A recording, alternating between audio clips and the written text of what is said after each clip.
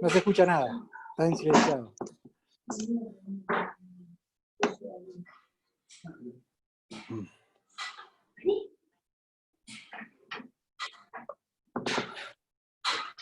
No se te escucha el audio, Ariel.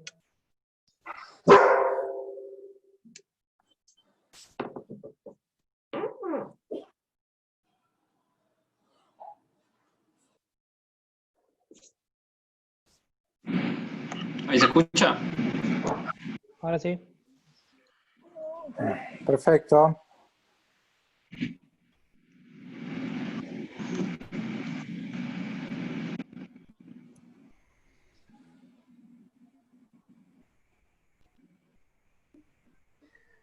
Bueno, Marce, si querés arrancamos.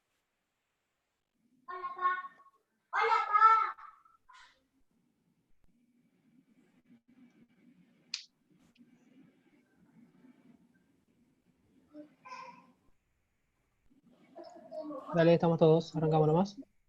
¿Vengamos? Sí, dale, arranca. Bueno, muy bien.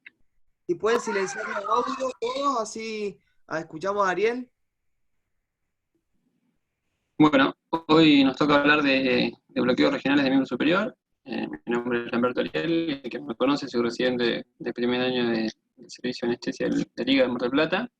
Y bueno, antes de empezar a ver los bloqueos, iba a hablar sobre algunas cositas sueltas que quedan quizás para ver, que bueno, ahora voy a ir mencionando. Los bloqueos que vamos a desarrollar son todos los miembros, los bloqueos que se pueden llegar a decir de alguna manera centrales, es decir, los que no son de nervios periféricos, y son el interescalénico, el supraclavicular, el infraclavicular y el axilar.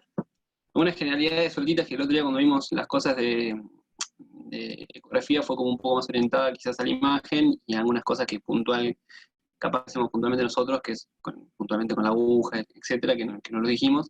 Algunos términos más que nada para que cuando leemos o lo que sea, sepamos de lo que estamos leyendo y que no fueron dichos el otro día. Cuando se habla de hidrodisección activa, se refiere a cuando uno intencionalmente con la aguja genera disección en el tejido donde está viendo con el ecógrafo para ver dónde está la aguja. Hidrodisección pasiva es cuando el anestésico local solo lo hace, o sea, difunde y no fue intencional. Barrido es un movimiento propio del ecográfico para mejorar la visión de las estructuras que estamos tratando de ver. Y bloqueo facial es cuando se instila anestésico local en una fascia perineural. Son como términos muy tontos, pero bueno, cuando en el librito de bloqueos que bajé, como que decía que era importante saber a qué se refería cada uno de ellos. Bueno, otras cosas que no vimos cuando hablamos de bloqueos fue la dosificación. Esto éramos nosotros, ni bien arrancamos la residencia, que nos escuchábamos que todos decían estas cosas, BUPI 0,25, 7 miligramos kilo, 4, si tenía EPI, si no tenía EPI. No sabíamos, no entendíamos qué hacíamos y simplemente lo que hacíamos era repetir lo que uno nos decía, pero bueno, más o menos como para que quede claro, hacer como un repaso rápido de lo que es. Esas son las dosis máximas de las drogas que usamos habitualmente. La lido, nosotros usamos 4 miligramos kilo, pero bueno, acá el texto dice 5 miligramos kilo. Si tiene EPI es 7 miligramos kilo. Mepivacaína nosotros no usamos, pero bueno, la dosis máxima es 7 miligramos kilo. La UPI es 2,5 miligramos kilo si no tiene EPI. Y en realidad nosotros usamos entre 1,5 a 2 si tiene EPI y entre 2 y 3 más o menos si no tiene EPI. No, al revés, perdón, si tiene EPI 3 y si no, menos sin EPI. Levobupivacaína nosotros tenemos y ropivacaína no tenemos, pero bueno, sabemos que en la ciudad, en algunos lugares donde vamos a rotar hay ropivacaína, así que es importante saber la dosis y es 5 miligramos kilo con un máximo de 200 miligramos. Bueno, la toxicidad de los anestésicos locales principalmente afectan a dos sistemas, tanto el sistema nervioso central el cardiovascular, y los del sistema nervioso central aparecen más rápidamente cuando se utilizan menos dosis, o sea, es más vulnerable el sistema nervioso central que el sistema cardiovascular. Y de las dos, la más tóxica cardiovascularmente es la BUPI, más que la LIDO. Bueno, en el caso que tengamos alguna intoxicación o algún paro cardíaco inducido por anestésico local, o alguna intoxicación anestésico local, ese es el protocolo de manejo ante una intoxicación por anestésicos locales, que bueno, es usar el interlipid al 20% durante un minuto, se hace una infusión continua, después de que se hace el bolo, se hace una infusión continua de 0,25 mililitros kilo minuto. Bueno, siempre se realiza RCP, manejar vía aérea, bueno, todo lo que sería en el manejo del ALS del paro. Se repiten los bolos cada 3 a 5 minutos, entre 3 mililitros kilo, se pueda hasta que el paciente salga del paro, ¿bien? Y la dosis máxima total que vamos a usar es 8 miligramos kilo, dice mililitros por miligramo. Bueno, ¿cómo se prueba la infusión? Se agarra el intralipid que tiene 500 mililitros al 20% y una jeringa de 50, se saca 50 mililitros, se inyectan 2 veces para hacer un total de 100 mililitros, se conecta la bolsa a la guía del paciente y se infunde durante 15 minutos y se repite la dosis en vuelo hasta 2 veces más si no hay retorno, o sea, si sigue el paciente siempre. Bueno, estas son las drogas que nosotros tenemos UPI al 0,5, Lido al 2 y Lido con EPI al 2. ¿Qué significa cada cosa? La UPI al 0,5 significa que tiene 5 miligramos mililitros, la Lido al 2% son 20 miligramos mililitros y la Lido con EPI son 20 miligramos mililitros, pero como tiene EPI, viene con 5 gamas mililitros, que es una dilución de 1 en 200.000, que es la dilución que tenemos acá. Es una dilución, eso es una cosa de nomenclatura, simplemente que es un título dilucional.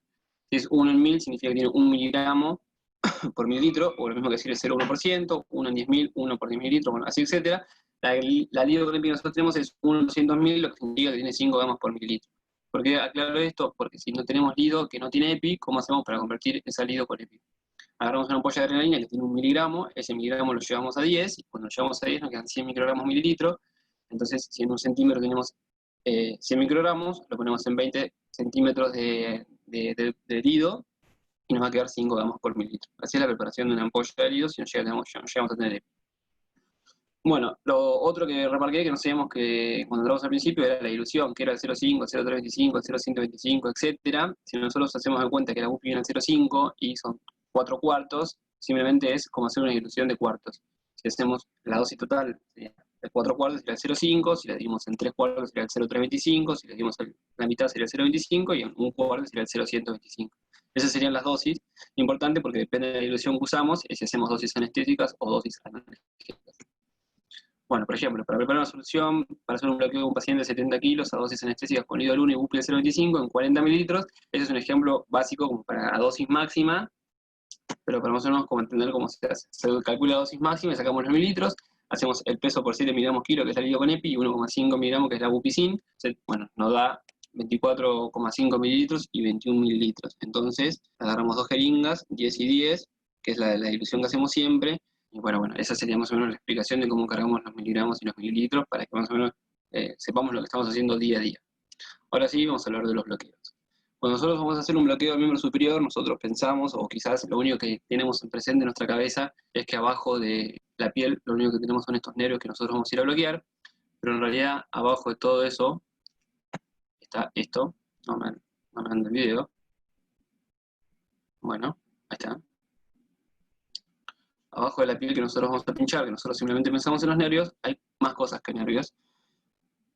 Es una animación en 3D, de una disección de todo lo que es la anatomía de la región que nosotros vamos a ir a pinchar. Ahí tenemos la región supraescapular, la región interescalénica, y ahora voy a sacar un poquito los planos de los músculos para ver más o menos las cosas que hay. En lo que compete la región supraclavicular, que es donde generalmente hacemos mucho nuestros bloqueos, no solamente tenemos estructuras nerviosas, sino tenemos estructuras vasculares, tenemos el ápice pulmonar, tenemos la pleura, tenemos cadena simpática, tenemos varias cosas, ¿bien? Pero para tener presente cuando vamos a pinchar, y nosotros simplemente cuando hacemos una ecografía vamos a buscar solamente nervios, también ahí hay que tener presente que tenemos muchas cosas más que nervios ahí abajo, ¿bien? Bueno, esta es un esquema muy básico de cómo se forma el plexo braquial. El plexo braquial se forma de C5 a T1, de C4 a C1 se forma el plexo cervical, C5 a T1 se forman los plexos, el plexo braquial. La formación de los plexos generalmente son las anastomosis de todos los ramos anteriores de las raíces nerviosas.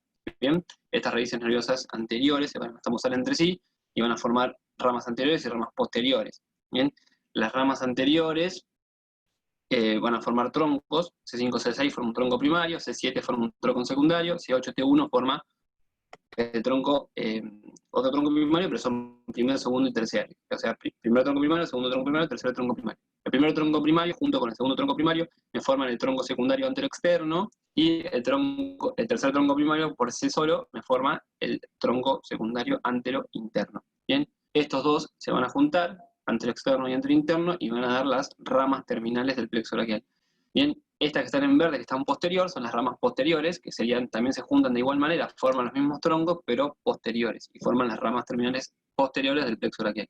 Las ramas anteriores son el músculo cutáneo, el mediano, el cubital, y las ramas posteriores son el circunflejo o axilar o el nervio radial. Bien, esas son las que se consideran ramas terminales, pero a la vez el plexo braquial tiene otras ramas, que son las ramas colaterales, bien, que son el nervio dorsal de la escápula, que está acá, el nervio subclavio, el supraescapular, el lateral del pectoral, bueno, etc. Todos estos nervios, los que son colaterales per se, que están en la región supraescapular puntualmente, van a producir la inervación motora de lo que son todos los músculos de la región del manguito rotador hacia posterior, es decir, el trapecio, el alrededor de la escápula, el romboides, el suprainfraespinoso, el subescapular, el serrato mayor, etc. Todos esos músculos que forman parte de la parte posterior o el armazón del hombro, por así decirlo de alguna manera, están inervados por todos estos músculos colaterales, pectoral mayor, pectoral menor, subclavio. Bien, todos los que son las ramas terminales, nervio mediano, cubital, músculo cutáneo,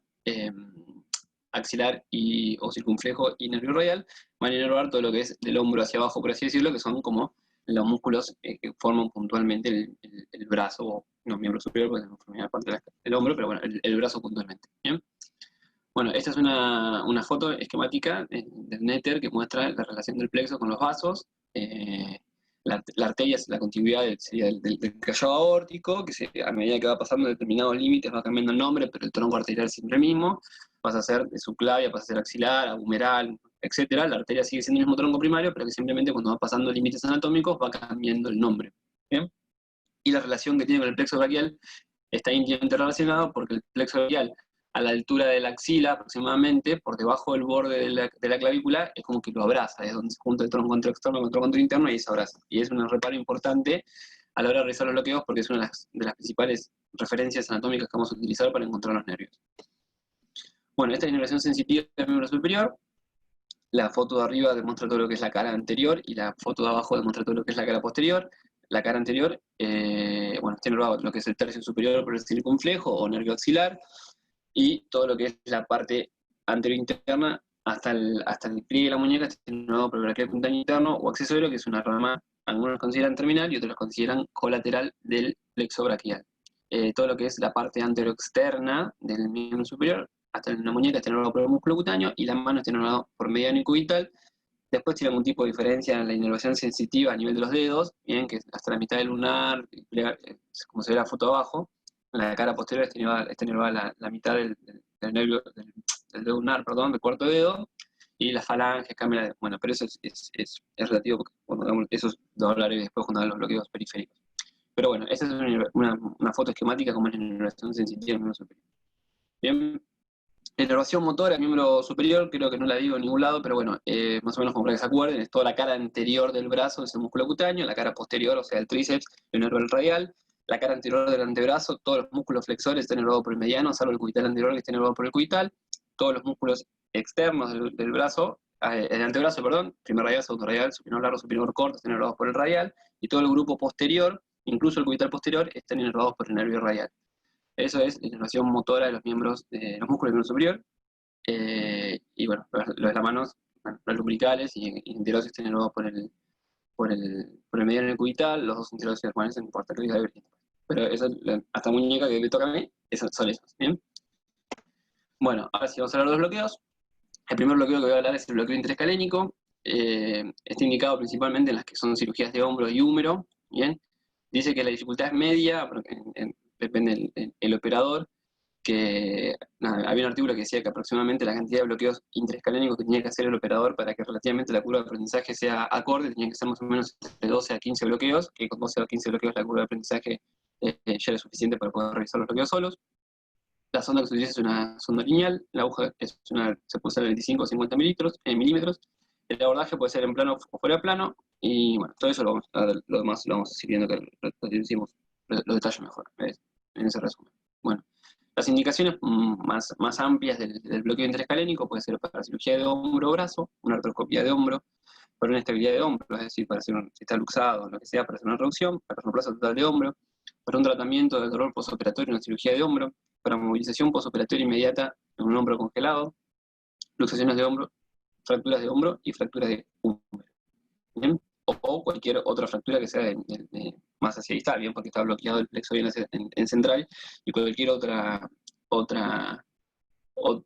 otra cirugía que se realice en el miembro superior también puede servir, pero bueno, es como que es la diferencia de este bloqueo, a diferencia de los otros, es que agarra como en la parte más proximal del miembro superior. La posición del paciente, el paciente se pone en decúbito supino, con la cabeza lateralizada al lado contrario del sitio a la que vamos a realizar la técnica anestésica. Es decir, nosotros nos paramos del mismo lado del paciente, el ecógrafo se pone contrario a nosotros, enfrente de nosotros, y esa sería la posición que tendría la cabeza del paciente. Bien, hay dos maneras de realizar este bloqueo. La primera que describe es una técnica que se realiza de medial a lateral. Lo que se hace es se ubica la tráquea y la tiroides y se barre de medial hacia lateral, como dice la técnica, hasta cruzar los vasos del cuello. Cuando se cruzan los laterales, va a haber dos imágenes hipocaicas, que son los músculos escalenos, y entre medio de los escalenos tiene que estar el plexo braquial. Bien, esta sería una imagen ecográfica, la imagen ecográfica que tenemos que buscar. Si se ve la imagen de derecha a izquierda, se ve de medial hacia lateral. Entonces, en el medio, bien hacia la derecha está la tráquea, y uno barre hacia lateral, por así decirlo. Entonces, en la cara anterior de la tráquea está la glándula tiroides, a la lateral de la glándula tiroides está el paquete vascular grueso del cuello, vena yugular, carótida y nervio vago. Hacia anterior está el esternocleidomastoideo que los cubre, y hacia más lateral están los dos escalenos, escaleno medio, escaleno anterior, y entre medio de los dos escalenos se ven tres troncos hipoecoicos. Acá hay uno, acá hay otro, y acá hay otro, que sería el plexo braquial a esa altura. Ahora describimos bien más adelante qué es cuáles son cada uno de esos troncos. Bien, la otra técnica es cefálica caudal o caudal cefálica. El libro la describe como cefálica caudal, pero después cuando leí la bibliografía dice que es mucho más fácil hacerla de caudal cefálica, porque si uno encuentra el plexo a nivel supraclavicular en modo de racimo, que es mucho más fácil de ver quizás que a nivel más proximal, uno que identifica el plexo a nivel inferior en supraclavicular puede subir hacia el cefálico, y es mucho más fácil encontrar la disposición del plexo si lo hace de caudal cefálico que si lo hace de cefálico caudal, pero las dos maneras son válidas. Bien, se empieza el barrido del posterior esternocleidomastoideo hasta llegar al hueco supraclavicular y se identifica la arteria subclavia con el plexo. Se sube el craneal nuevamente hasta encontrar los escalenos, es decir, se barre de craneal de craneal a caudal o caudal a craneal. Bien, esta sería la imagen que tendríamos que tratar de encontrar. Bien, es lo mismo que recién. Escaleno medio, escaleno anterior, esternocleido, ahí está el paquete vascular nervioso, y acá se ven los troncos nerviosos, C5 y C6. Bien, acá dice que, ¿cómo se llama? Que a esta altura el plexo está como envuelta, tiene poca mielina y tiene como las fibras nerviosas están muy expuestas, entonces es muy fácil de lesionarlas a esta altura cuando uno las pincha. Entonces, dicen que, o sea, como que están poco cubiertas, pero a la vez están envueltas como en una vaina, como que la vaina de mielina las envuelve bien, pero es poca la vaina de mielina que las recubre. Entonces, dice que uno puede hacer un bloqueo intrafacial, es decir, puede bloquear adentro de la vaina y generar un muy buen bloqueo con una muy buena duración y un muy buen ascenso cefálico, por así decirlo, con buen bloqueo, y que la otra es que como están un poco protegidas, pueden ser más fáciles de ser lesionadas. Bien, una cosa que dicen también es que a esta altura la imagen que genera es C5, C6 y debería verse C7 y, ¿cómo se llama? A veces dicen que no se ve muy bien la diferencia entre el tronco inferior, que sería C5, C6, y, no, perdón, C6, C7, y uno pincha pensando que pinchan acá abajo, dicen que se pinchan, cuando buscan acá abajo pensando que acá abajo están las dos ramas, y en realidad dicen que es el mismo C6, que no está dividido todavía, una cosa así explica, como que a veces el tronco inferior no se suele dividir del todo, y como que las dos ramas están juntas, y uno piensa que bloqueó las tres ramas, y en realidad está bloqueando solamente una. ¿Bien? Bueno, acá serían las tres ramas. ¿Bien? Acá está el escaleno medio, el escaleno anterior y las tres ramitas. ¿Bien? Esto dice que supuestamente se llama el signo del semáforo, es como si fuese un semáforo, porque están las tres ramas ahí. ¿Bien? Y bueno, hay que tener cuidado en este plexo, en este bloqueo, varias cosas. Que depende la manera que uno realiza el bloqueo, si lo hace de manera fuera de plano o de manera en plano, puede llevarse por delante algunos elementos. ¿Bien? El primer elemento que uno se puede llevar por delante es el nervio accesorio. El nervio accesorio es el 11º par craneal, es decir, el número 11, que inerva motoramente al trapecio y el esternocleidomastoideo. ¿Bien? Entonces, uno lo ve con el ecógrafo, acá está el esternocleidomastoideo, acá está el músculo elevador de la escápula, que el músculo elevador de la escápula es un músculo que se inserta en el ángulo supraexterno de la escápula y va hacia el cuello. Entonces, entre ese plano, entre el esternocleido y el elevador de la escápula, uno lo que tiene que hacer es tratar de poner Doppler y Este nervio viene acompañado con la arteria cervical transversa, que es una rama de la arteria subclavia, y tratar de no llevárselo puesto. Va a haber como una imagen hiperecoica ahí, acompañada de una arteria bien transversal, que es esa, y ese sería el nervio. Hay que tener cuidado cuando uno realiza el interescalénico. Otro nervio que tenemos que tener cuidado es el dorso escapular, que el dorso escapular es un nervio, dijimos que era colateral del plexo braquial, de una rama terminal. Bien, este cruza el escaleno medio junto con la arteria. Bien, que la arteria se llama arteria dorso escapular también. Y este va entre el esternocleidomastoideo y el romboides, que el romboides es un músculo de la espalda que se inserta en el ángulo posterior interno de la escápula y va hacia la apófisis transversa, en la cara posterior, ¿bien? Y acá tenemos que buscar, este es el elevador de la escápula, este era el trapecio, ¿bien? Y este de acá abajo es el romboide. Acá en el medio está el nervio dorso escapular junto con su arteria, que acá el corte es más axial y no es tan longitudinal como el anterior. Bueno, el otro nervio es el nervio supraescapular, que el nervio supraescapular se va hacia la escotadura supraescapular, hacia posterior, ¿bien? Y este va entre el trapecio y el homoioideo. El homoioideo es un músculo infraioideo, ¿bien? Y está junto con la arteria supraescapular. Esta imagen mucho no la entendí, pero bueno, es la imagen que da el libro, pero no se llega a entender bien la imagen, al menos yo no llego a entender bien cómo hace para identificar el nervio. Me lo marca como está ahí, pero bueno, yo realmente, si digo la verdad, no lo veo bien, ¿bien? Pero bueno, esos serían los tres nervios que hay que tener en cuenta para hacer el bloqueo, cuando se hace el interescalénico. El accesorio, el dorso escapular y el supraescapular, ¿bien? Y hay que tener presente que todos van a estar acompañados por una arteria, entonces si nosotros tenemos la posibilidad de hacer un bloqueo con Doppler y vemos que en el Doppler se ve alguna arteria, tenemos que tener cuidado que probablemente cerca de esa arteria donde tenemos flujo haya algún nervio de estos que podemos lesionar, ¿bien? Bueno, cosas a tener en cuenta en este bloqueo: el plexo puede aparecer en múltiples direcciones, ser irregular y no estar bien definido. Los troncos son hipocoicos brillantes porque tienen mucho conectivo que los rodea, es lo que dijimos hace un ratito. Una vez que se ve la imagen, se decide si la imagen, el bloqueo lo haces en plano o fuera de plano. Los pacientes que tienen un cuello corto, que son musculosos, o que tienen un espacio interescalénico corto, se benefician entrando en fuera de plano en vez de entrando en plano. ¿Bien? Con respecto a los mililitros, es un bloqueo que hay que tener en cuenta que a nivel de la cara anterior del escaleno anterior, baja el nervio frénico, que es un nervio terminal del plexo cervical profundo. ¿Bien? El plexo cervical profundo, el supraxilar profundo, el profundo me da el nervio frénico. El nervio frénico, la principal inervación motora que tiene es el centrénico, es decir, produce la contracción del diafragma y de algunos músculos intercostales, los últimos 6 intercostales. ¿Bien? Entonces, si nosotros generamos una parálisis semidiafragmática por realizar un bloqueo con un anestésico local, probablemente podemos generar una parálisis semidiafragmática en el paciente, y si el paciente tiene algún tipo de comorbilidad respiratoria, nosotros vamos a afectar de alguna manera su mecánica ventilatoria. ¿Bien? Entonces, es uno de los bloqueos en los que hay que tener presente o tener cuidado con la cantidad de mililitros que vamos a hacer, porque dicen que la relación anatómica que tiene el frénico respecto al plexo son aproximadamente 3 milímetros, y porque por cada centímetro que uno baja hacia inferior, es decir, hacia caudal, el frénico hacia el escaleno, se aleja simplemente 2 milímetros del plexo por cada centímetro, es decir, tiene una relación muy cercana el frénico al plexo. Entonces hay que tener mucho cuidado, que depende de la cantidad de mililitros que nosotros hacemos, a mayor mililitros, más disfunción hacia el cefálico, por consiguiente, mayor probabilidad de bloquear el freno. ¿Bien?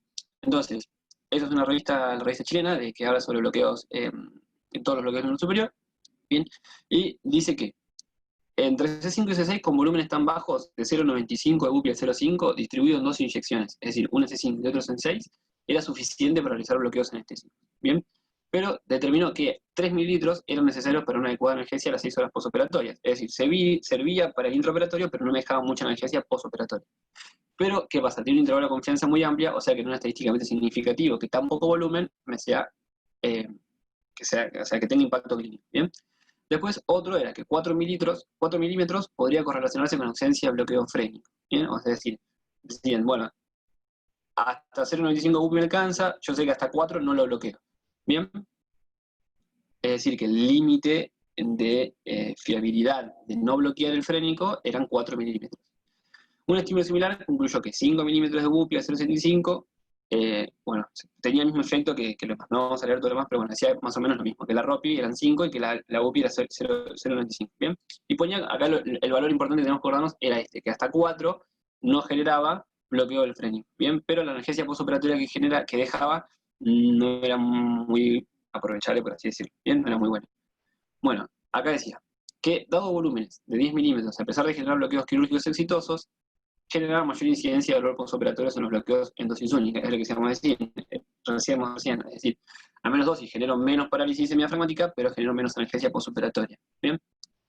Y después decía que hay otros estudios que decían que aún así, disminuyendo el volumen del anestésico local infundido, no se lograba disminuir la incidencia de parálisis semidiafragmática lo suficiente como para decir, bueno, vamos a usar menos volumen. ¿Bien? Es decir, que utilizando la cantidad de volumen que ellos quisieran, hacían lo que hacían, siempre se bloqueaba el frénico con una tasa del 90 al 100%. Bien, ese es otro estudio en que lo que dice lo mismo, básicamente, en algún momento del estudio, demuestra lo mismo, agarraba a dos pacientes y infundían distintos volúmenes, y qué sé yo, en todos, la conclusión era la misma, decía que todos, independientemente del volumen que hacían, se bloqueaban, pero decía que utilizando alguna que otra manera, alguna que otra táctica, podía disminuir levemente un poco la incidencia o el grado de parálisis que generaban, y era, por ejemplo, utilizar volúmenes de hasta 5 milímetros. Según diversos autores, ese era uno, la utilización de concentraciones más bajas del anestésico local, es decir, lo diluían y lo hacían menos concentrado, y que hacía una infiltración más extrafacial, porque dijimos que cuando hacíamos intrafacial lo que hacía era generar mayor ascenso hacia cefálico, y mayor ascenso hacia cefálico tenía más contacto con el frénico. Entonces, si hacían un bloqueo extrafacial, es decir, por fuera de la fascia, generaban menos incidencia de parálisis semidiafragmática. Bueno, los abordajes de este bloqueo podían ser fuera de plano, que las ventajas que tiene es que es menos traumático para el paciente, es un poco más difícil técnicamente, pero bueno, se aprende, y que se pueden lastimar los nervios accesorios, la arteria cervical transversa y la arteria supraclavicular, que son las cosas que dijimos hoy. ¿Bien? Cuando lo hacemos en plano, de lateral a medial, es decir, siempre desde interno hacia desde externo hacia interno, perdón, porque si no nos llevaríamos puestos los vasos, si lo hacemos hacia la inversa, ¿no? De acuerdo a la imagen que vimos hoy al principio, que barríamos de medial hacia lateral, nos comeríamos los vasos si lo hacemos de medial hacia lateral. ¿Bien?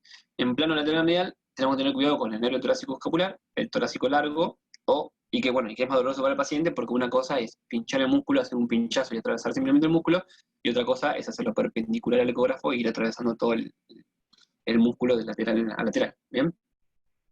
Y en medial lateral es más peligroso por las estructuras vasculares. Bueno, es decir, se puede hacer fuera de plano y en plano. Y en plano puede ser lateral a medial o medial a lateral. Si tenemos que elegir uno de los dos, nos quedamos lateral a medial porque tenemos menos riesgo de lesionar estructuras vasculares. ¿Bien?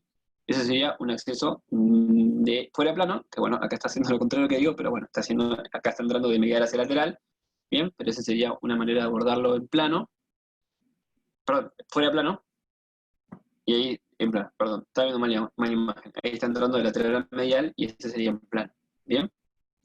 Bueno, ¿cuáles son las principales complicaciones que tiene un músculo, el bloqueo interescalénico? Es generar ronquera por parálisis neurolaringio recurrente, un Horner por bloqueo de la cadena simpática, bien, parálisis diafragmática en el 100% casi siempre, por bloqueo del nervio flénico, y cosas raras es que genera una perivral alta. La perivral alta la genera porque como cuando se generan los bloqueos intrafaciales, eso asciende mucho, porque dijimos que cuando era interfacial tenías mucho ascenso cefálico, y eso se puede meter como dentro de la médula, por así decirlo, adentro de la médula, no, perdón, adentro del espacio periural, y generar una perivral alta, pero bueno, es una cosa muy rara, ¿bien? O inyecciones intraarteriales. ¿Cuáles son las contraindicaciones del bloqueo? Que el paciente no, se niega a hacerlo, que no lo quiera, que tenga una infección cutánea en el sitio de punción, que tenga alergia a los anestésicos locales, que tenga una distensión anatómica en la zona de punción, que tenga alteraciones severas en la coagulación, que el paciente presente una enfermedad respiratoria severa, que quiere decir que tenga una capacidad vital menor de 1 litro o que esté disminuida en un 25%, que tenga una parálisis nervio recurrente contralateral, que tenga una anestesia general ya establecida. Es decir, esto siempre se dice que los bloqueos tienen que ser con el paciente despierto, porque si llegamos, como dijimos, que tenía mucha probabilidad de generar una lesión nerviosa si pinchamos en un nervio, es necesario que el paciente nos diga si el paciente está refiriendo parestesias o algún tipo de dolor o lo que sea, y si el paciente está dormido no lo vamos a saber. Bien, entonces es importante que el paciente esté despierto y que el paciente tenga una neumonectomía contralateral, porque si paraliza la diafragma estaríamos complicados. Bueno, acá hay un videito de cómo se hace un bloqueo intraescalénico.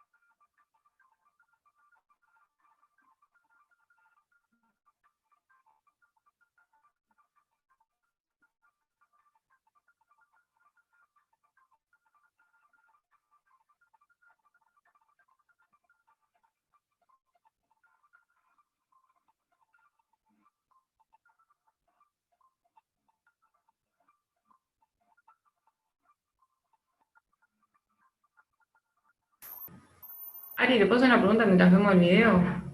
Sí. Yo tenía la idea de que lo que más se recomendaba era como que era el único caso de un bloqueo en el cual se recomienda un acceso fuera de plano más que nada para evitar la escápula alada, o sea, la lesión nerviosa, suponiendo que las funciones vasculares podríamos evitarlas con una técnica aspirativa. No sé qué opinan. Yo lo que leí, que decía con que era más cómodo paciente y que había más riesgo, o sea, en plano, y que había más riesgo de lesión nerviosa si lo hacía fuera de plano, no vascular.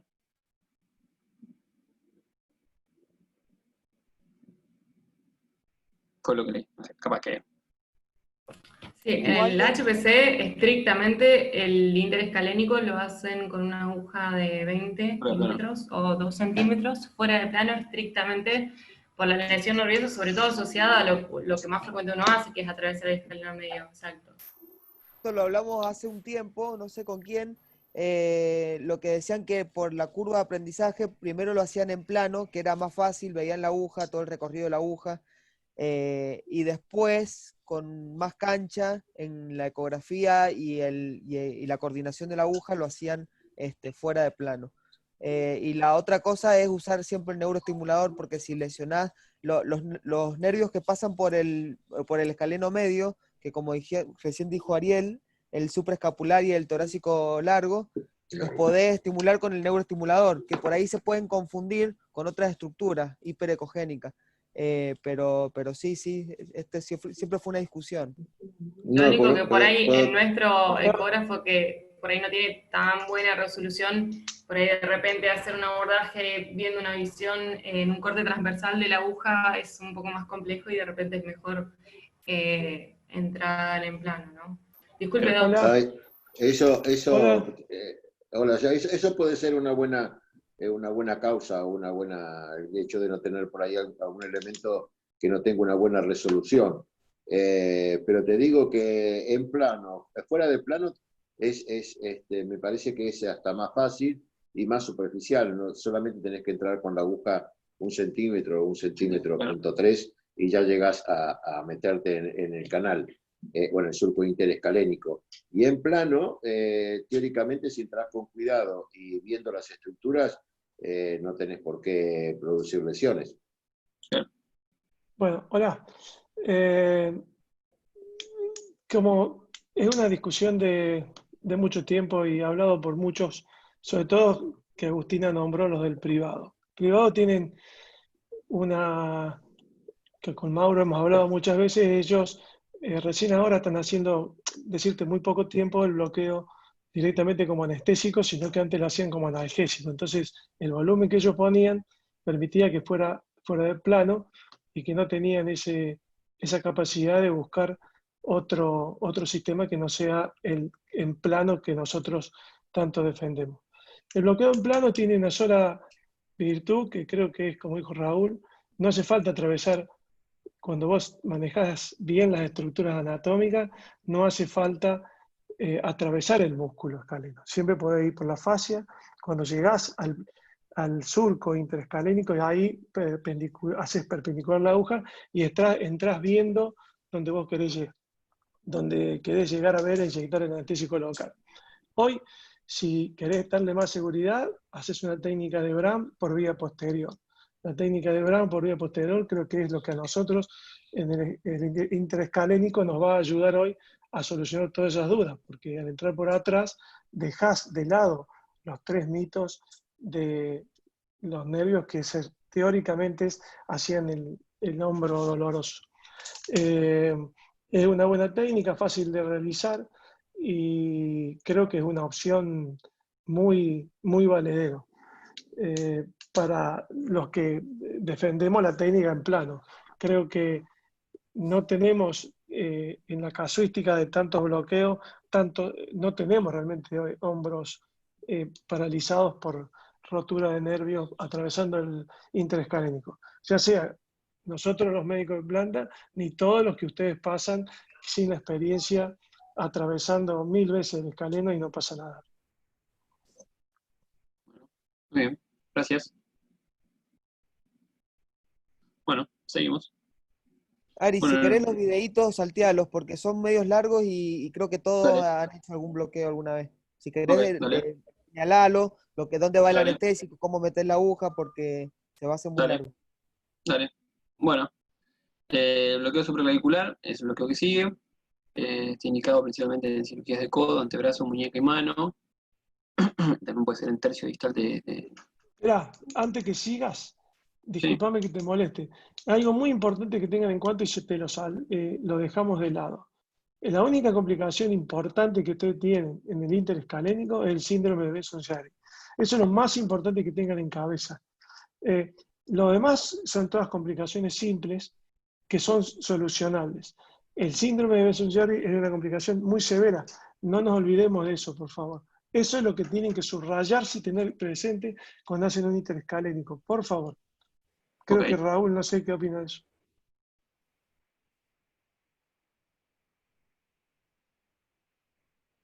Está silenciado, Raúl.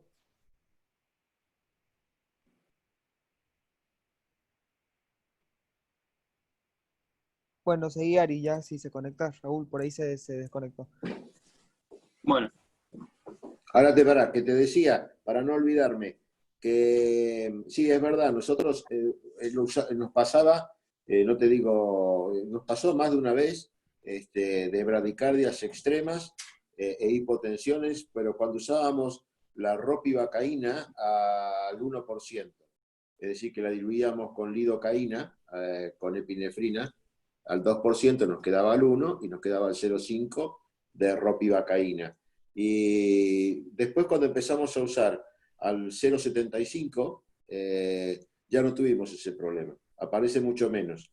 O no nos apareció, por lo menos a nosotros, en la buena estadística que tenemos. Pero sí, como dice Claudio, es muy, muy importante estar muy, muy atento, sobre todo en la primera media hora, ¿no? Después de hacer el bloqueo. Bien. Exactamente es el 17% el porcentaje. No es nada poco, Nada ¿no? despreciable, claro, claro. casi 2 cada 10. No, Pero vos más sabés cuando que vos... depende también, nos depende de la concentración también, ¿eh? Sí, No solo del volumen y volumen. concentración. Claro. ¿Eh? Lo que pasa es que vos, en ese momento crítico, en donde vos tenés al tipo sentado, la cabeza tapada, y no tenés otro acceso. Entonces, y generalmente son los 20 minutos que vos te pusiste a escribir y abriste el jetón y estás haciendo otra cosa. Por eso creo que hay que tenerlo siempre en mente, ¿me entendés? Y después lean o leamos qué es el síndrome, que totalmente reversible, entonces no es cuestión de, es como para compararlo, como la hipotensión después de una raquidia. Todos sabemos que puede venir, entonces no es una consecuencia no deseada, pero una consecuencia que hay que tenerla presente en el momento de hacer el bloqueo. Nunca antes de los 20 minutos y cerca de los 30, 40, como dice Raúl, tenés ese mismo problema.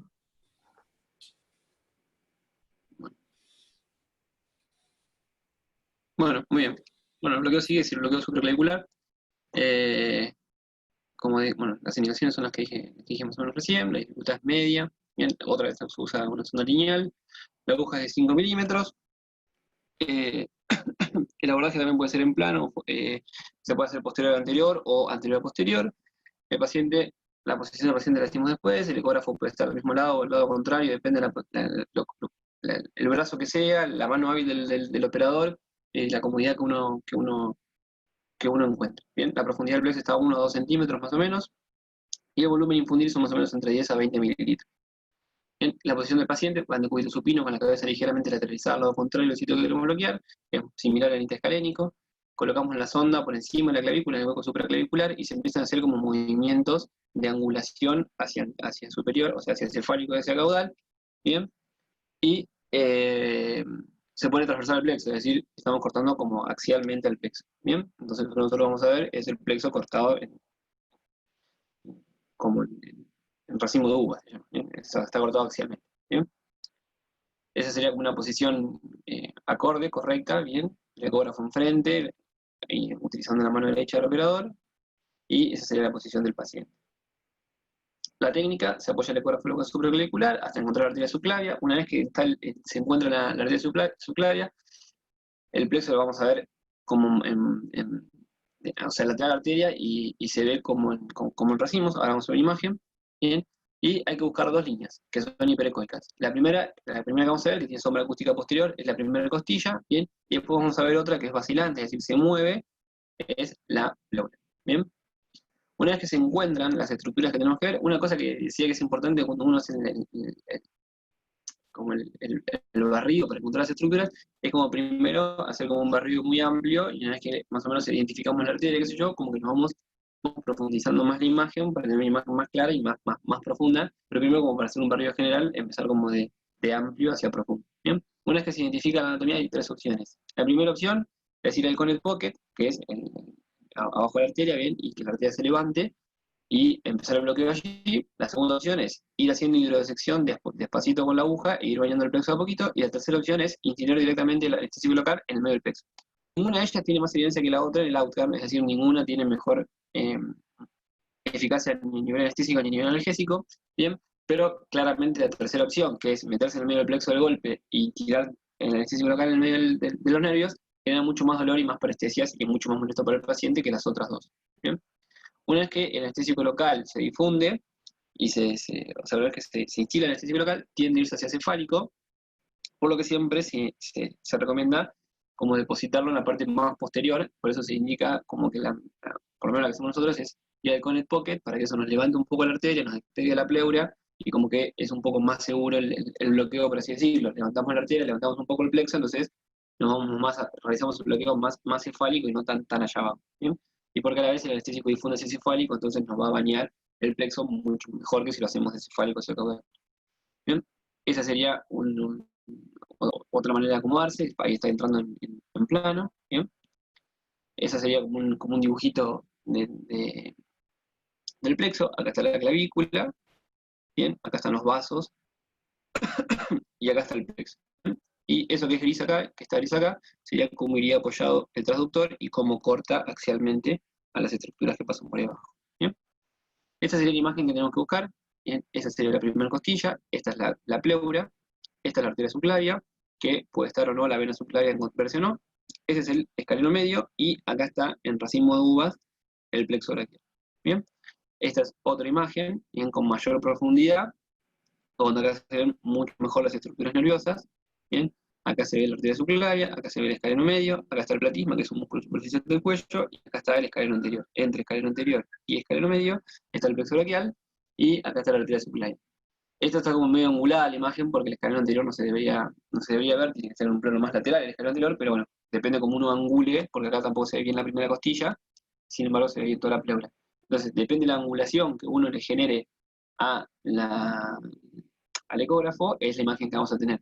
La imagen más segura que podemos llegar a obtener es esta, porque tenemos la costilla, bien, y acá vemos bien el Connect Pocket, ese sería el Connect Pocket. Acá se habría que instilar el anestésico local para que todo esto se haciéndose cefálico y nos despegue todo lo que son estas estructuras de la pleura, ¿bien? Y que lo que hace un poco más seguro. Esa sería otra imagen, es la misma, pero esta está dada vuelta. Bien, ahora lo medial es esto y lo lateral es esto. Ese es el escaleno medio. Acá tendría que estar el escaleno anterior, si fuese un corte más lateral. La arteria subclavia, todo el plexo braquial, la primera costilla con sombra acústica posterior y la pleura. Bien, nuevamente ese sería el Connect Pocket y todo esto sería el plexo braquial a bañar. Bien, generalmente lo que nosotros hacemos es entramos con la aguja al Connect Pocket, levantamos la arteria subclavia, después bañamos por arriba y después bañamos en el medio. ¿Bien? Y queda bañado el plexo por arriba, en el medio y abajo. Acá es la misma imagen, y acá se ve cómo ingresa la aguja y está yendo hacia el Connect Pocket para instilar el anestésico local. Bien, este es lo mismo, pero con anestésico local, entonces está como más rarefacta la imagen, está como más difuminada porque ya tiene anestésico local instilado en el plexo braquial, entonces como que no se diferencia muy bien las estructuras porque ya está todo el plexo bañado. Cosas a tener en cuenta en el bloqueo supraclavicular: es un bloqueo que tiene muy buena calidad, tiene menos latencia que el resto de los bloqueos más periféricos, el axilar o el infraclavicular, y es más completo. ¿Bien? No bloquea las ramas del cutáneo accesorio, entonces cuando se hace una cirugía del miembro superior y van a utilizar manguito, hay que hacer un bloqueo en la cara interna de lo que era el braquial cutáneo interno, porque eso viene generalmente de intercosto braquial, y eso es T2, ¿bien? Entonces hay que hacer un refuerzo en la cara interna. Con Lido se puede bloquear, y ahí lo que hace es bloquear la cara interna del brazo. No sirve para las cirugías de hombro porque es otra inervación, la produce el circunflejo y el plexo, perdón, el circunflejo y el supraescapular no lo duermen, y no bloquea el intercosto braquial, que el intercosto braquial es el que me da la rama del braquial cutáneo interno, que es el que me da la cara anterointerna del húmero. Entonces hay que hacer un refuercito, que fue lo que dijimos recién. ¿Bien? Los mililitros a utilizar, dicen que se puede usar como máximo, o sea, esto siempre es a mililitros máximos, son 27 mililitros de UPI o 32 mililitros de líquido, se puede usar. Con respecto a las complicaciones, tienen una tasa menos, o sea, una tasa inferior de bloqueo frénico respecto al interescalénico. El interescalénico genera un 100% casi siempre del bloqueo del frénico, y el supra lo baja al 60%. Bien, puede producir síndrome de Horner, y tanto una cosa que no dije en el interescalénico, es menos frecuente el interescalénico que el supraescapular, pero bueno, hay riesgo de generar neumotórax. Traté de encontrar los porcentajes, a ver si los encontraba, no los encontré, así que si después alguno se los acuerda, y entonces dice, está bueno. Bien, pero lo que más principalmente hay que tener en cuenta es el bloqueo del frénico y el neumotórax, y las tensiones nerviosas, ¿no? Bueno, ese es un video, pero bueno, vamos a saltearlo si nos hace larga. Bien, bueno, el bloqueo que sigue es el bloqueo infraclavicular, es decir, seguimos bloqueando el plexo braquial, pero ahora en vez de por arriba de la clavícula, lo hacemos por debajo de la clavícula. Bien, las indicaciones de un bloqueo infraclavicular, es decir, cuanto más inferior es el bloqueo, nos sirve para cirugías más periféricas o más distales, bien, porque las ramas van quedando a medida que vamos bajando. Entonces, eso sirve para cirugías de antebrazo, muñeca y mano, bien, o para el tercio distal del húmero. Sirve para analgesia postoperatoria y sirve para el dolor crónico. Bien, la posición del paciente pone el cuello supino, la cabeza girada hacia el lado contralateral, así lo bloqueo, igual que los otros dos bloqueos. Bien, si la visión en esta posición no es buena, lo que se puede hacer es colocar el brazo del paciente en abducción a 90 grados. Dice que como el plexo acá se profundiza un poco y está un poco más profundo, quizás hacerle un poco de frente o un poco de media al paciente antes, está bueno como para que no sea tan molesto como para él. Así que podemos hacer 50 gramos de frente y 2 miligramos de mida o 1 miligramo de mida, como para que el paciente esté un poco más tranquilo. Bien, este abordaje, este bloqueo tiene esta disposición, es la anatomía que tenemos que tratar de encontrar. Lo que tenemos acá en el medio es la arteria axilar, bien, y acá ya se disponen en cordones. Tenemos un cordón lateral, un cordón posterior y un cordón medial. De estos cordones, generalmente el que es más difícil de verificar y encontrar es el cordón posterior, que a veces se esconde porque se ponen como en un mismo plano a la arteria axilar, y como el corte del ecógrafo es bidimensional, generalmente se queda escondido en la cara posterior de la axila y de la arteria axilar y no se puede encontrar. La disposición anatómica que nos queda es esto es cefálico, esto es medial, esto es caudal y esto es lateral. Entonces los cordones están como lateral siempre a la arteria, ¿bien? En esta situación. Esta sería la dirección que tendría que tener la aguja y sería el lugar donde tenemos que instilar el anestésico local. ¿Bien? Este bloqueo tiene dos maneras de realizarse. Uno es el abordaje, en realidad tiene tres. Uno es el medio clavicular, otro es el coracoideo y otro es el abordaje posterior. El medio clavicular es se apoya el ecógrafo en la línea medio clavicular y se barre hacia el lateral hasta que aparezca la arteria axilar. Es decir, se apoya en el medio de la clavícula, como está apoyado acá, es decir, línea media clavicular, y nos vamos hacia el periférico hasta que encontremos la arteria con los cordones. ¿Bien? Se coloca el traductor para la clavícula y se angula ligeramente hacia cefálico, porque la arteria viene de cefálico hacia caudal. Va a aparecer la arteria axilar y lateral y posterior a ella van a aparecer los tronquitos nerviosos. Este tiene menos riesgo de lesión vascular, pero tenemos un poco más de riesgo de neumotórax porque estamos punzando hacia cefálico, estamos yendo a buscar el tronco hacia esa dirección. Entonces la pleura viene, como que el pulmón viene bajando así. Entonces si nosotros pinchamos hacia allá o pinchamos hacia allá, vamos en dirección hacia la pleura, entonces tenemos un poco de riesgo más aumentado de generar un neumotórax. ¿Bien? La imagen que vamos a buscar es esta. Tenemos el músculo pectoral mayor acá, el músculo subclavio está acá. Acá está la arteria axilar, la vena axilar. Esto que está acá abajo es la pleura. Tenemos el cordón lateral, el cordón medial está acá o puede estar acá también, y el cordón posterior suele estar acá, pero en esta imagen no se ve. Algo que es llamativo acá, llamativo no, que se ve en esta imagen es que tenemos la arteria y la vena, y para diferenciar la vena, bueno, pensé que estaba acá, en otra foto, para diferenciar la vena de la arteria, si uno comprime y colapsa, va a quedar solamente la arteria y se delimita un poco mejor la imagen. Ahora hay una foto que se ve. El abordaje coracoideo es lo que se hace es buscar la apófisis coracoides. La apófisis coracoides es un resalto óseo de la escápula, ¿bien? El acromion y la coracoides son como los dos resaltos óseos que tiene la escápula, ¿bien? Y está del tercio de la clavícula un poco hacia lateral, ¿bien? Y lo que hacemos es tratar de buscarla. De la línea media clavicular nos vamos un poquito hacia lateral al surco deltoide pectoral. El surco deltoide pectoral es la unión entre el músculo deltoides y el músculo pectoral. Generalmente, si uno apoya el ecógrafo en el surco deltoide pectoral y moviliza, angula un poco el ecógrafo, tendría que aparecer la apófisis coracoides. Bien, se introduce, bueno, se coloca para sagitar la línea del surco deltoide pectoral, bueno, ya lo decía, se introduce la aguja a 45 grados y se va directamente hacia el cordón posterior para que la instilación del anestésico local lo que haga es lo mismo que lo que hacíamos con el supra. Lo que hacemos es tratar de alejarnos para que el anestésico local difunda de posterior desde en realidad de caudal hacia cefálico, que levante la arteria y que sea más seguro el bloqueo. ¿Bien? Esa sería la imagen que tenemos que buscar, pectoral mayor, pectoral menor. Acá vamos a ver el pectoral menor, porque el pectoral menor se inserta en la apófisis coracoides, entonces acá aparece el pectoral menor. Bien, acá está la arteria axilar, la vena axilar, y acá tenemos el cordón lateral, el cordón posterior y el cordón medial. Y acá estamos un poco más lejanos a la pleura porque este abordaje es como más lateral, estamos más lejanos a la pleura. Entonces nosotros instilamos el anestésico local acá, esto se eleva, se levanta y nos seguimos alejando de la pleura, es un bloqueo más seguro. ¿Bien? Esta sería como las flechitas y los numeritos son como el orden donde uno tiene que instilar el contraste. Primero instilaríamos sobre el cordón posterior, después iríamos al cordón lateral y después iríamos al cordón anterior. Bien, y esto se llama supuestamente el signo de la dona, que es que queda bañado el cordón con el anestésico local en la periferia. ¿Bien? Bueno, este es otro abordaje, el abordaje posterior, se hace por la cara posterior de la clavícula. Bien, se coloca la sonda medioclavicular, igual que es casi similar al otro, es un poco más medial. Bien, se busca la arteria axilar y las costillas. El plexo se ve como imágenes hiperecogénicas por encima de la arteria axilar, igual que el anterior. Se pincha el trapecio y pasas entre la clavícula y la escápula. Bien, tenemos una visualización de la aguja en planos profundos, pero hay que tener cuidado con los vasos en este acceso. Bien, no conseguí una imagen de esa foto, de ese acceso. Bueno, los mililitros que hago como máximo para realizar este bloqueo, si se hace un abordaje coracoideo se pueden hacer 35 mililitros, y si es un medio clavicular, 37 mililitros.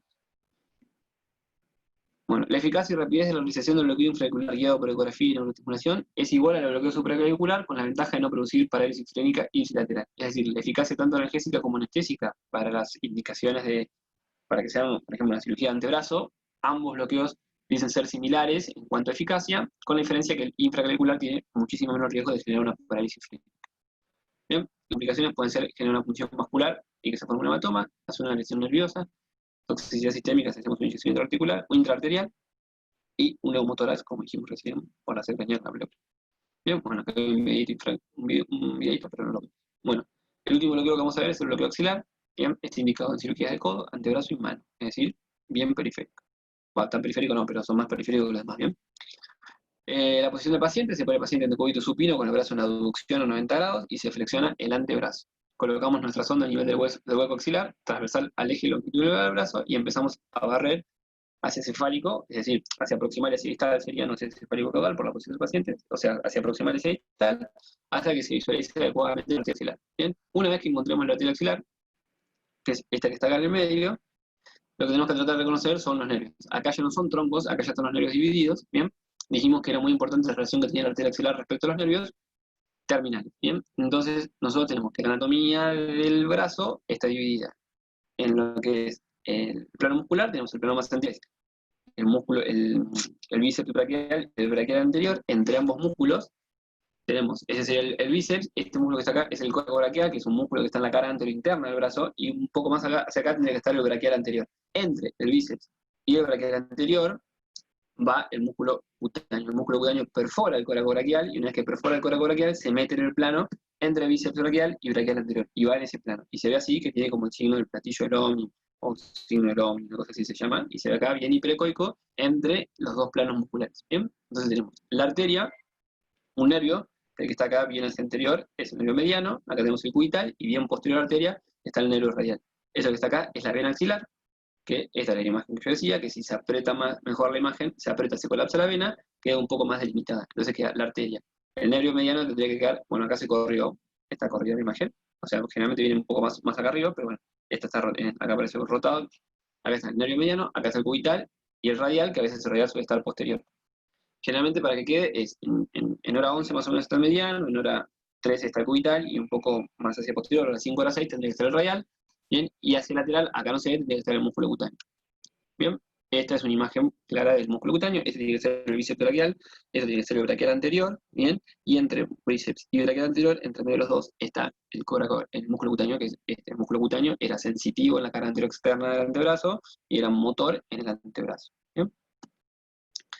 El abordaje de este plexo puede ser fuera de plano, como se ve acá, o puede ser en plano, ¿bien? Cosas a tener en cuenta, los mililitros, si se reconoce todo el plano, si se reconoce todo el plexo adecuadamente, dice que se pueden poner 24 mililitros perivascular, es decir, más o menos 5 mililitros para cada nervio, ¿bien? 5 para el mediano, 5 para el cubital, 5 para el mediano, para el radial, ¿bien? Y 6 mililitros para el músculo cutáneo. Si no lo veo, le tira 30 mililitros alrededor de la arteria y supuestamente se debería bañar por difusión el músculo cutáneo. ¿Bien? Se baña el mediano, el cubital, acá se bañaría el radial, ¿bien? No, perdón, este sería el músculo cutáneo, el mediano, el cubital y el radial. Bueno, y después dice que hay que instilar acá arriba, porque cuando uno instila acá arriba, lo que hace es bañar las ramas del subcutáneo o el intercostal braquial o el braquial cutáneo interno que no lo estaríamos bloqueando. ¿Bien?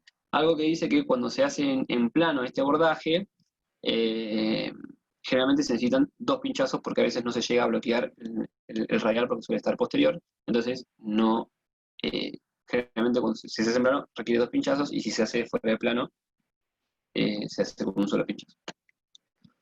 Bueno, acá otra vez el signo de la dona, que es que queda el nervio bañadito alrededor, ¿bien? Y acá se ve cómo queda bañado. Acá está el hiperecoico y todo anestésico local alrededor, ese sería el músculo cutáneo, acá está el mediano, ¿bien?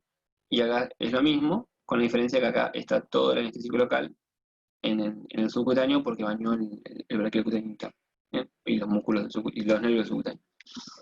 Bueno, esos fueron algunos artículos que busqué. Buscar un artículo así a las ciegas de plexos es como que es raro si no buscas algo bien puntual, pero bueno, estos fueron algunos que están lindos.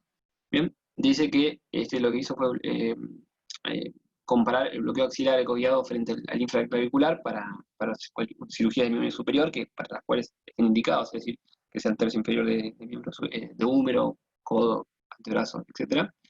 Bien, y dice que no se observó diferencia entre los dos grupos en cuanto a tiempo de la realización del bloqueo y el dolor postoperatorio comparado respecto al supra con el infra, ¿bien?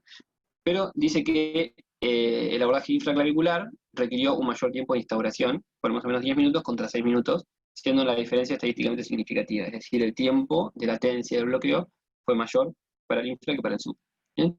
Y que tuvo mayor duración la analgesia del infraclavicular respecto al supraclavicular. El infraclavicular proporciona eficacia similar con menor tiempo de instauración del bloqueo y una analgesia más duradera que el supra. ¿Bien? Bueno, este fue otro que decía cuál fue el volumen mínimo efectivo de Guppy a 0,5 para hacer un bloqueo del plexo por vía axilar, o sea, cuál es la cantidad de mililitros mínimas necesarias para que el bloqueo sea efectivo. Y decía, básicamente resumido de todos, lo que hacían eran agarrar a los pacientes, le daban 5 mililitros, si el bloqueo fallaba, le agregaban 0,5. Y si el bloqueo tenía éxito a esa dosis, al paciente que seguía, le restaban 0,5 por nervio. Así fueron comparando a todos los pacientes que hicieron, fueron 19 pacientes, y bueno, encontraron que el volumen mínimo efectivo con bupi a 0,5 con EPI era de 1,56 mililitros por nervio. Este fue para el bloqueo axilar. Ese es otro que lo que comparaba era la adición de dexametasona o morfina al anestésico local. Hicieron 3 grupos de pacientes.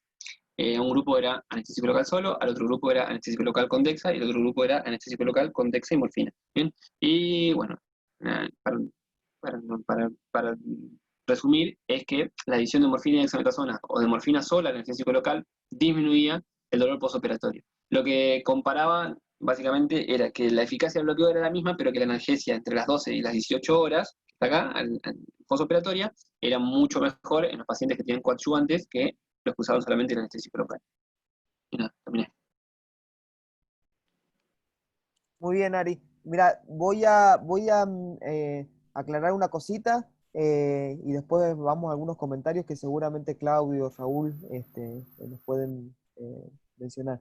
Te comparto pantalla, vos sacá la tuya. Dale.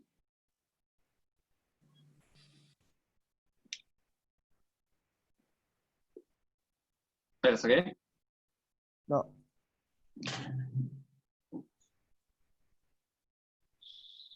Ahí sí. bien.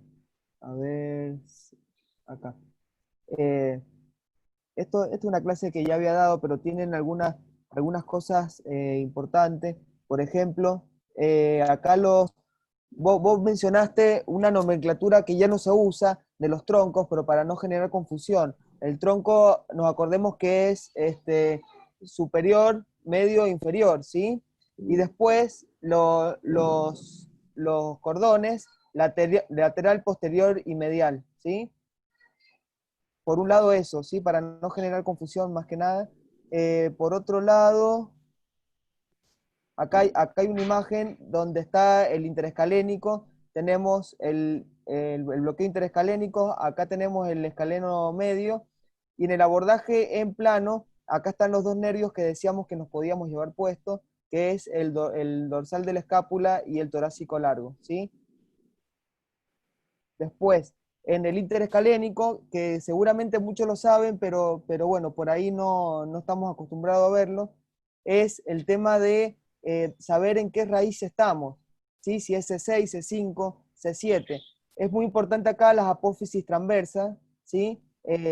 Si tienen los tubérculos anterior y posterior. Por ejemplo, C7, vemos la apófisis transversa que solamente tiene un tubérculo anterior. Entonces, si vemos esta imagen acá de la apófisis transversa, sabemos que es C7. Después vamos a C6. C6 tiene anterior y posterior. Entonces vamos a ver lo que se llama la copa grande, ¿sí? Entonces, si vemos esta copa grande, vamos a saber que acá está C6, ¿sí? Y la copa chica, que la apófisis transversa tiene a tubérculo anterior y posterior, que es la copa chica, acá va a estar C5. Por ahí queremos reforzar, según la cirugía que tengamos que hacer, reforzar una u otra rama o saber bien que estamos bloqueando, y esto nos va a ayudar a saber dónde estamos. Después lo que decía Claudio, que acá es lo que el reflejo Beso-Harich, que te lo da en el interescalénico en el 17%, que no es una estadística menor. Este reflejo, porque seguramente todos lo conocen, pero es un reflejo donde el corazón se queda sin precarga, entonces hay un estímulo simpático donde trata de aumentar la contracción y se encuentra un ventrículo vacío con una contracción aumentada. Entonces hay una abolición abrupta del sistema simpático y se activa de forma abrupta el parasimpático, para que ese ventrículo con el parasimpático se vuelva a llenar. Entonces, ¿qué hace? Hay una hipotensión y hay una bradicardia. Entonces, ¿cómo se trata a esos pacientes? Se le pone inotrópicos y mucho volumen. Entonces, el 17% hay que tener cuidado y saber que nos puede aparecer. Y por último, en el bloqueo infraclavicular, tenemos los dos abordajes que mencionaste muy bien. En el abordaje medio clavicular, reparo anatómico, vamos a tener el músculo pectoral mayor y el subescapular, Subclavio. el subclavio, perdón. Entonces, ese reparo, mientras en el paracoracoideo vamos a tener pectoral mayor y menor. Entonces, si vemos los dos pectorales, vamos a hacer el abordaje paracoracoideo. Y si vemos en el medio clavicular, en el abordaje medio clavicular, vamos a tener que buscar el pectoral más el subclavio, ¿sí? Y, no, prácticamente lo demás está todo muy completo, está perfecto. Bueno, no sé si tiene algún comentario o algo. Que en base a lo que dijiste recién, Marce, cuando vos tenés el reflejo de Besor-Harich, directamente, imagínate que lo estás esperando o eso, la indicación es de atropina, ¿de acuerdo? Si no tenés previamente algún inotrópico pasándole al paciente. Cosa que habitualmente cuando vos te estás pasando, cuando estás haciendo una cirugía del miembro superior en un paciente despierto, lo que sea, salvo alguna indicación precisa, es raro que lo tengas con noradrenalina o con algo que, algún inotrópico, porque las cirugías habitualmente son cirugías menores en pacientes también.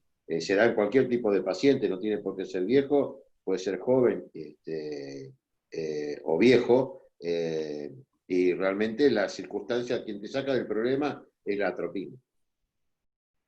Perfecto. ¿Lo han tenido ustedes, Raúl? Sí, ya te digo, lo comentaba Claudia Sí, te una vez digo, rotando yo. te digo, mirá qué raro. Sí. Llegamos a Catraca, menos de 30 de catraca, frecuencia de arriba acá. catraca, Sí, me catraca, acuerdo. Sí, Estaba mirá, con el doctor Vale. Sí, señor. vos sabés que no, lo hemos tenido, pero ya te digo, en el último año, yo no sé, Claudia, porque no he tenido ni uno. Cuando cambiamos Yo- la concentración de la ropivacaína. Nunca Hay más dos cosas tuve. que cambiamos. Yo vengo de la época donde todos ustedes me hablan de dosis máximas, dosis tóxicas, que es fantástico. Nosotros entiendan que empezamos a hacer bloqueo y en el cuello metíamos 60 mililitros. Entonces, ese volumen de anestésico local puesto por neuroestimulación era un volumen significativo que el tipo hacía un bulto acá del anestésico que tenía. Entonces, el que no tenía el reflejo de Benson-Henry, el tipo hacía una hipertensión machaza, pero hipertensiones de 220, 230, asintomático, que bueno, lo veías en los monitores y no teníamos una clínica de hipertensión. Que el paciente venía sin antecedente de hipertensión, pero que después de hacerle y después de estudiarlo y ver dónde estaba el anestésico puesto, por ende es que nosotros la presión afectábamos los barroreceptores y eso hacía que aumentaba la presión, que se debía al cabo de la cirugía. Nosotros lo tratábamos con la betalol, era una historia de medicamentos que poníamos para tratar de compensar al paciente. El paciente nunca se enteraba, era algo que clínicamente nunca se daba cuenta, pero que al tablero, nosotros lo veíamos, tipo hasta con 220, 140, 220, y vos le decías, ¿está bien? Sí, está perfecto el tipo, no tenía clínica, ¿me entendés? Pero claro que vos anestesiológicamente decías, lo estoy matando, porque no hay ninguna cabeza que te aguante esa presión.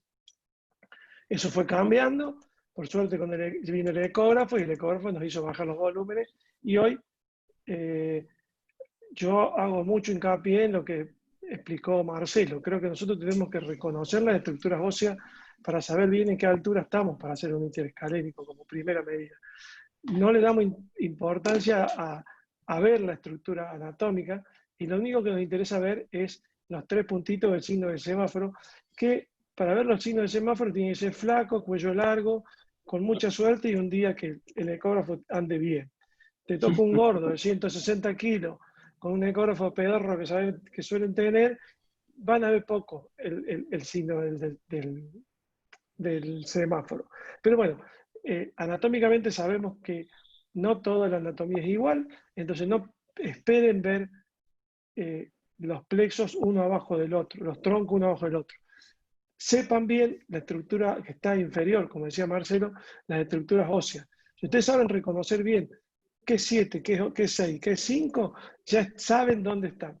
Por otro lado, anatómicamente, palpando el cuello, van a saber a la altura que están en el corte, porque con neuroestimulación antes lo hacíamos con un dibujo anatómico cortando a nivel de glicoide. Y por otro caso, otro tema que me quedó colgando dando vuelta, las estructuras que habló Ariel del infraclavicular, Ariel. El dibujo del infraclavicular que vos hiciste en la disposición que están los nervios en el dibujo, eso es cuando es en forma medial. Acuérdense que la zona medial es cuando hacíamos neuroestimulación por técnica de punción única de quick o caída de plomada. Entonces salíamos a buscar ese nervio. Cuando es muy raro hoy, teniendo el ecógrafo, que veamos esa disposición. Generalmente vemos la disposición generalmente pericoracoide, en donde el tronco medial siempre está entre la vena y la arteria. Entonces tu objetivo es, primera punción inferior, al signo de la copa, haces la mitad de la dona, después te vas a la parte superior y ahí bloqueas la parte media, dejando la vena de la arteria. Acuérdense que anatómicamente, cuando en el dibujito que puso Marcelo, que es muy bueno, Marcelo, poneme el plexo, el dibujo del plexo en sí.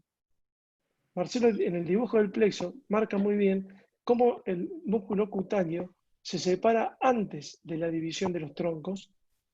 Eso no es el dibujo que vemos cuando hacemos la punción. Andate a la anatomía del plexo, al dibujo del plexo, de la actualidad del plexo. Es El músculo cutáneo, como ustedes ven, se separa antes de la división acá en los troncos. Entonces muchas veces está más arriba. Entonces si hacen las 3 punciones solas abajo, generalmente el músculo cutáneo no toma. Claro, esta división sale antes, ¿me entendés? Entonces vos estás viendo esto, yo no puedo seguirlo con el mouse.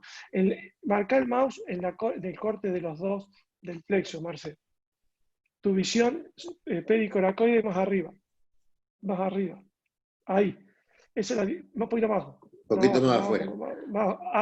Ahí abajo estás viendo vos con el ecógrafo. Entonces, en muchos casos anatómicos, el músculo cutáneo ya se fue.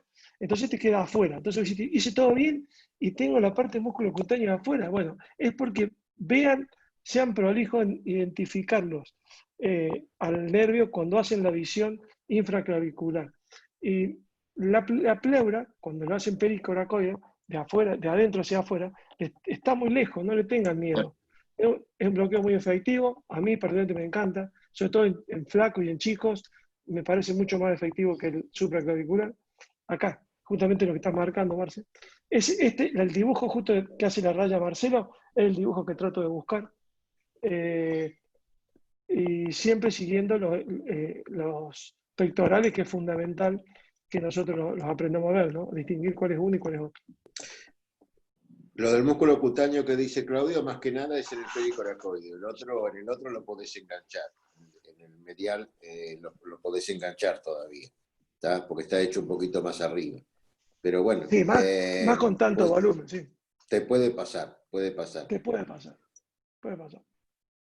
En el supraclavicular, una de las cosas que siempre tienen que ver también es por ahí cuando uno va directamente a identificar, como dijo Ariel, la subclavia, la primera costilla, identificar los escalenos y bueno, más o menos lo que tenés que ver. Y es bueno también tener claro que un centímetro por encima va a salir de la subclavia la cervical transversa, que si ustedes angulan a veces, simplemente angulando, no llevando hacia arriba, pero angulando hacia cefálico, la van a ver. La arteria, y bueno, si tienen Doppler, les conviene tener para saber por dónde pasa. ¿Tá? También que pasa un poco más posterior, pero bueno, la podemos llegar a enganchar, hay que tener cuidado. Y la otra yo cosa creo Perdón, Marce, yo creo que algo arriba, muy importante es el escaneo. Nos olvidamos en la vorágine de hacer un bloqueo, creo que todos al principio tenemos la imagen de clavar la aguja. Olvídense de la aguja. Vean la anatomía, aprendan a reconocer estructura, escaneen, vayan de afuera, de medial hacia externo, de externo hacia externo, de caudal hacia cefálico. ¿Por qué? Porque muchas veces, sobre todo en pacientes obesos, gordos, mujeres con pechos muy grandes, la profundidad del plexo y la arteria es muy chiquita con referente a la anatomía del paciente. No sé si me entienden la palabra justo. Es decir, van a ver una arteria muy chiquitita y un plexo chiquitito al lado de una estructura gigante del paciente. Entonces voy a decir, no es, la profundidad ya no son 5 centímetros, eso son 10. Entonces, si ustedes ya tienen claro que saben que es un racimo de uva que está por encima de una cosa redonda que late, traten de que esa cosa que late sea lo más circunferencial posible, como dice Raúl. Ese corte es donde, como usted tiene que tindear para que sea perfecto y que el plexo saben que ahí no lo van a lesionar de ninguna forma.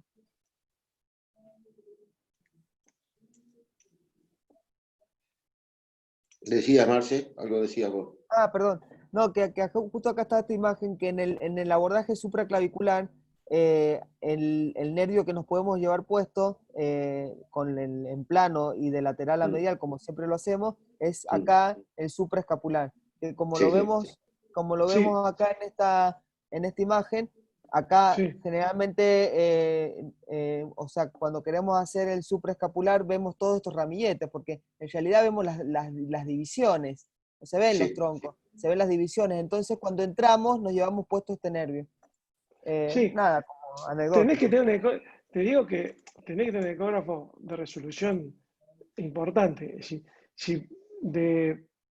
Y un paciente fibrótico, lo más común, Marce, que entre la grasa, la aponeurosis, si vos en cada paciente le encontrás ese nervio, realmente es maravilloso.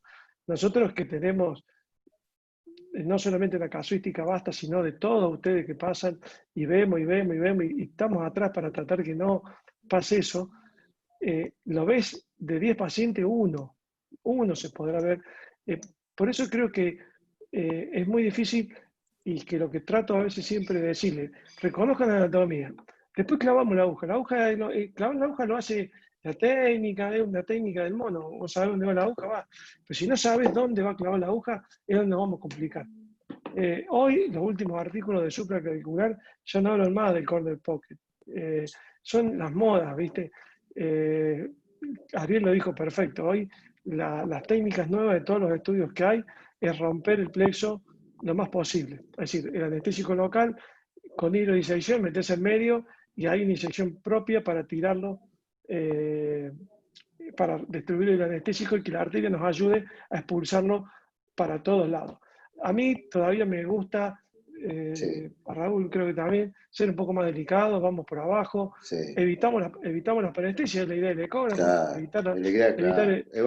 la parestesia.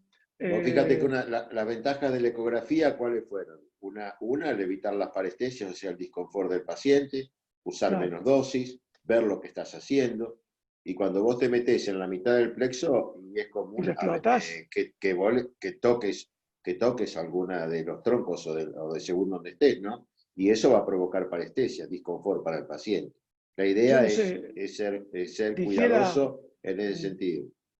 dijera un amigo nuestro que tenemos con Raúl, después de los 10.000 bloqueos, pues ya te acostumbras que es todo igual, ¿no? Pero creo que no hay que subestimarlo. Todos los casos son distintos. Si ustedes nos dicen a nosotros no tenemos suerte, hemos tenido la suerte, toco madera hoy, que no hemos tenido lesiones neurológicas. Es decir, hay dos cosas que, Ari, te olvidaste de decir. Los bloqueos regionales, como todo en toda zona que hacemos regionales, tienen una ventaja, que es el anestésico local. El anestésico local actúa por su pH matando bichos.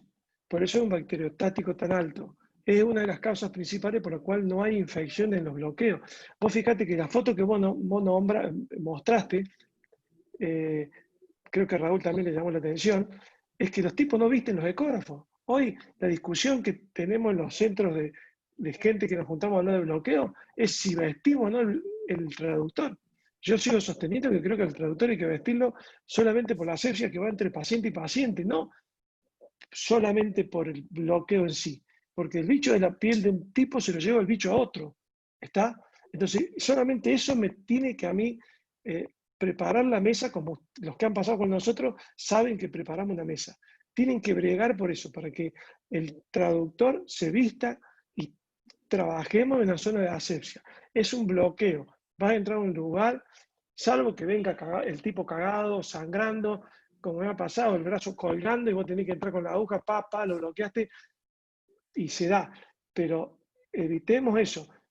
Veamos bien, hagamos anatomía, hagamos una anatomía, reconozcamos dónde nace el esternocleidomastoideo, dónde termina, por qué termina ahí, porque las variantes anatómicas que van a ver, sobre todo de las, tanto vena y arteria, son muchísimas.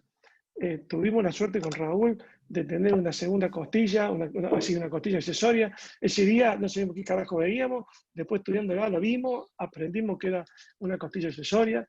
Se te da un caso cada 40.000. Después tenés la suerte de hablarlo, de decir, mirá, ¿qué es esto? ¿Me entendés? No tengan vergüenza de estar con otro. Creo que el estar haciendo un bloqueo con un colega es lo mejor que te puede pasar, porque está viendo otro punto de vista distinto, no está compitiendo, está viendo con vos cosas que vos no ves. Yo con Raúl, bueno, ustedes me han visto, yo disfruto hacer bloqueo con Raúl y Raúl se enoja viéndome a mí hacer bloqueo porque entre los dos vamos viendo, hacemos cosas lo mismo de distintas formas, ¿no? Con los mismos resultados.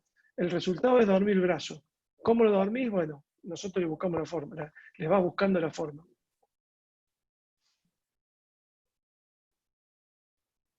Che, ¿Alguna otra duda? con respecto a las dosis que decía Ariel, Sí, totalmente de acuerdo. Y vos fíjate que Sí, casi siempre existe lo que existe, le dicen el síndrome del residente, ¿no? Vos cuando sos residente habitualmente, cuando estás bajo la tutela de otra persona, intentás usar la menor cantidad de droga posible, la menor cantidad de mililitros posible, que cambia totalmente cuando el responsable, cuando te mostrás como responsable de la anestesia, y no olvidemos que el éxito de nuestro trabajo se ve. Nosotros tenemos una especialidad que los resultados se ven inmediatamente sobre la mesa quirúrgica, a diferencia de lo que puede pasar con cualquier otra especialidad que capaz que ni nos enteramos, que sabemos cómo evoluciona una fractura de muñeca o cómo evoluciona, no sabemos si está bien curado o bien hecho. Lo nuestro no, lo nuestro es inmediato. Entonces, a veces recurrimos a una mayor cantidad de dosis, no en volumen, básicamente, está como para cubrir realmente todas las diferencias que puede haber. Y máxime que van a trabajar a ustedes más de uno en clínicas de traumatología, donde se va a hacer pacientes ambulatorios, donde rápidamente el girocama corre de la mano de que vos le hagas una anestesia lo mejor posible, efectiva en el intraoperatorio, que le dé un buen postoperatorio al paciente sin ningún tipo de problema, ¿no? Entonces, y eso también va en la calidad de lo que vos estás mostrando de tu trabajo.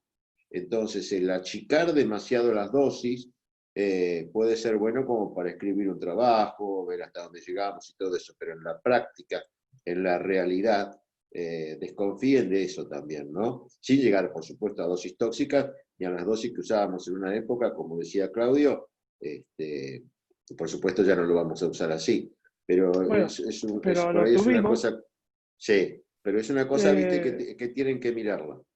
Yo creo que tuvimos, esto viene de viejo, ¿no? Tuvimos convulsiones, tuve absorciones, tuve pacientes que deliraban después de un bloqueo, tuve neumotórax, eh, y no creo que hayan sido malas praxis. Generalmente no me pasaron a mí, sino a algún residente que estaba conmigo. Pero generalmente pasan con muy buenas técnicas. No, no, no. eh, lo que nos pasó con Agustina, nos pasó porque nos tenía que pasar, porque por suerte, como le decía yo a ella, suerte que te pasó acá, que estábamos todos, quedó, nos ayudamos y ya está. Uno sabe lo que le pasó, yo sabía que iba a venir, ella aprendió y nunca más, te puedo asegurar que nunca más en su vida se lo olvida. Cuando clave una aguja en el cuello va a estar pendiente de la frecuencia cardíaca. Quédate tranquilo que eso es así. Después, la absorción de anestésico local, algo que no hablaste, Ari, y creo que es un tema para hablarlo. Existe la absorción de anestésico local. El anestésico local generalmente se produce cuando los bloqueos son muy complicados. Cuando el bloqueo, vos empezás a pinchar y pinchar y pinchar y pinchar, empezás a romper perivasos chiquititos y cuando inyectaste a presión positiva 40 mililitros de un anestésico local, todas esas lesiones que produciste se producen absorciones del anestésico local en la vía sistémica. ¿Cómo se traducen? Se traducen primero en una disforía del paciente, empieza a hablar cualquier boludez, después temblores muy grandes, el paciente empieza a tener un temblor que no sabe que tiene, y después, cuando vos ya estás dentro del quirófano, porque ya le hiciste midazolam, porque el tipo está nervioso, porque pipí, pititipiti, porque vos crees que la culpa la tiene el paciente, porque vos hiciste todo bien, porque generalmente somos tan soberbios y no, loco, este tipo está loco, dormilo, dale, metele algo, no, loco. Me pasó con una paciente de 35 kilos que le metí 45 mililitros de anestésico local. La mina empezó a hablar boludeces, terminó convulsivando. Por supuesto que en la clínica tenemos todo para revertirlo y terminó en terapia. Una fractura de muñeca, que vos decís, vos una chica de 22 años, o a ese papá le decís que se murió por eso y vas a tener un problema serio. Entonces, el bloqueo es fácil. Yo me reía cuando vos, Ari, decía, un tipo con 15 bloqueos puede ser, sí, puede hacer un bloqueo. Yo no discuto que no. Pero para con 15 bloqueos, sentirte experto en bloqueo, se pone un poquito más complicado que 15. Sobre todo si en los 15 le toca un gordo de 130 kilos. Y el tipo viene con una fractura compleja de codo. Porque no solamente en todo este miembro superior no tocaste codo, que codo es un día si quiere hablamos de codo específicamente. Codo es todo un mito. Los que han pasado por la clínica han visto lo que es codo. Codo es todo un tema con respecto al miembro superior. Pero tengan en cuenta, están metiendo 30 mililitros como mínimo de anestésico local en un espacio. Es anestésico local. Puede haber absorciones. Sepan cómo tratar la absorción de anestésico local. Indirecta o directa. Es fundamental eso. Una preguntita que yo quería hacer, Ari, es, vos en un momento diste unas dosis en miligramos kilo. Ropivacaína diste 5 miligramos Sí. kilo. Yo tengo entendido que la dosis tóxica es de 2. No sé si alguien me puede sacar Esa dosis, la dosis de 2 es la dosis de libre, es la dosis de droga libre. Es la que dicen los libros que vos, dosis libre de ropivacaína con 2 miligramos kilo, se hace tóxica. Cuando vos la empezás a diluir, es muy raro llegar a 2 mililitros kilo puro de dosis tóxica. ¿Tá? Eso es lo que yo interpreté, por eso decía 5E. ¿Cierto? Eso, Ari, o sea, a 5 miligramos kilo, primero sería altísima la dosis, salvo encima terrible. nosotros aquel al 1%, lo usamos. Sería Sí, muchísimo. no llega al 1. Nunca llega al 1. Sí. Nunca llega al 1, negro. Está en 0,55, 0,60 con todos los furios. Por eso digo, tengan en cuenta si el paciente es flaco, si viene deshidratado, si